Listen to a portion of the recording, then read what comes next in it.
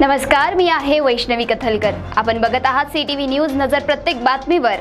हिंदी आणि मराठी भाषेत बातम्या प्रसारित करणारे जिल्ह्यातील एकमेव channel, sponsored by Sukhkarta associates. आणि आता पाहूयात गेल्या 24 तासातील बातम्या पटापट।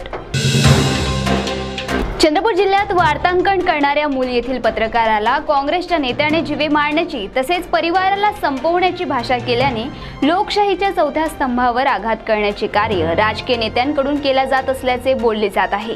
या प्रकरणी मूल पोलीस ठाण्यात तक्रार दाखल केली असून याचा तपास करण्याचे आश्वासन तेथील ठाणेदार यांनी दिले।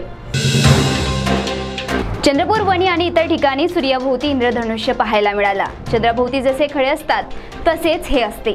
दरवर्षी पावसाळ्यात हे दृश्य बऱ्याच ठिकाणी काही वेळा पाहायला मिळते। सूर्याची किरणे आकाशातील ढग, बाष्प यावर पडून रिफ्लेक्ट होतात आणि इंद्रधनुष्याप्रमाणे सप्तरंगात दिसतात। महायुतीत राज्याचे उपमुख्यमंत्री अजित पवार यांच्यावर भारतीय जनता पार्टी आणि शिवसेना शिंदे गटातर्फे शरसंधान केले जात आहे। त्यावर प्रत्युत्तर देताना अमोल मिटकरी यांनी थेट भारतीय जनता पार्टीचे ज्येष्ठ नेते चंद्रकांत दादा पाटील यांच्यावर निशाणा साधत पुणे येथे अवैध धंद्यांना तुमच्याच काळात उताला असे विधान केल्याने सध्या तरी महायुतीत आलबेल नाही हे चित्र स्पष्ट केले।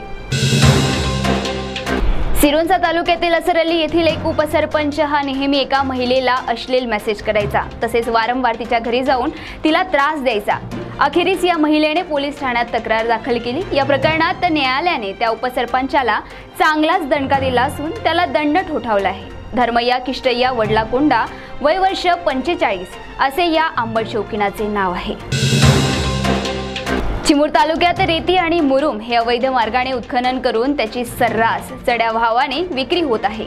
काल रात्री पोलिसांनी अवैध वाहतूक करणारे रेतीचे 3 ट्रॅक्टर पकडले आणि त्या 3ही ट्रॅक्टरवर नंबर नव्हता। यात आरोपी जागेवरच सापडूनही पोलिसांनी त्यांच्यावर कारवाई केली नाही। त्यामुळे राजकीय वरदहस्त लाभलेल्या या रेती तस्करांना अभय कोणाचे ही चर्चा वर्तुळात होत आहे। घुगुस येथून जवळच असलेल्या टाडाळी येथील सेंट्रल MIDC मधील श्री सिद्धवली इस्पात कारखान्यात एक अपघात झाला आणि या अपघातात ठेकेदारी कामगाराचा मृत्यू झाला।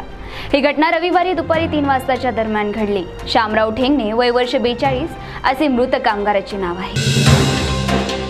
रविवारी मध्यरात्रीच्या सुमारास मंजिरी किरणराव सावरकर, वय वर्ष 18 राहणार चंद्रपूर या तरुणीने माझ्या मृत्यूला कोणीही जबाबदार नाही अशा आशयाची सुसाईड नोट लिहून आत्महत्या केली। ही तरुणी चंद्रपूर दुर्डेअरी रोडवर अष्टविनायक अपार्टमेंटमध्ये कुटुंबियांसह वास्तव्यास होती। रविवारी सर्वजण जेवण करून झोपले होते आणि तिने मध्यरात्री उठून स्वयंपाकघरात जाऊन गळफास लावला।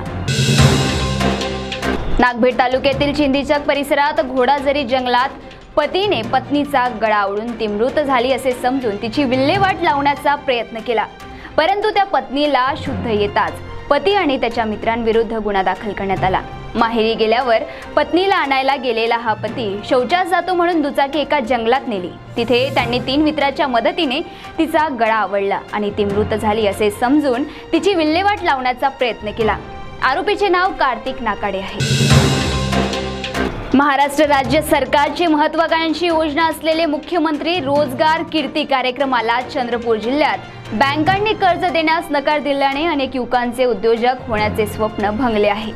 विशेष म्हणजे जिल्हा उद्योग केंद्राकडून बँकांना कर्जासाठी प्रस्ताव दिल्यानंतरही बँकेने हे प्रस्ताव धडकन लावण्याचे अनेक प्रकरणात दिसून आले आहे। त्यामुळे राज्य सरकारचे योजनेला हडताळ फासण्याचा प्रकार बँकांनी सुरू केला आहे। तर या होत्याच्या पटापट बातम्या। लवकरच भेटूया पुन्हा काही नव्या बातम्यांसह।